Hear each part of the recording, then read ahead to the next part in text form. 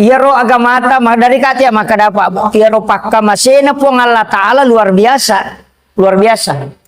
Nah sebab mapamulai sampajang puasa Pak Burameman nih. Pak Burameman itulah makanya agasane puasa. Saumut tasiko to. Puasa ko sa rekwamang inamadisi ko. Yaitu ampai kong katau melo yo operasi suruh puasa. Disuruh puasa itu manfaatnya luar biasa. Yaitu ampai dia itu gaga dia na puasa. Cokie lagi ko malasay mapuasa. Manue ko mengerangi mapuasa tu. Kapang kamanu mengeran atau limandre masalah talo na matu tu. Karena dia menjaga suhu dengan puasa.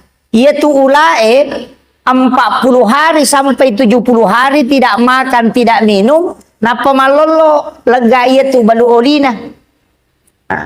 Makitu. Jadi mapuasa coki ko malasay mapuasa tuh supaya makan apa? Bisa menstabilkan dirinya. Jadi itu puasa sitongan na papadising. Cuma mereka minta salah paham nasai. To malasa biasa di kota puasa. Itu kan jadi masalah. Nah sebab itu barakah na puasa itu luar biasa.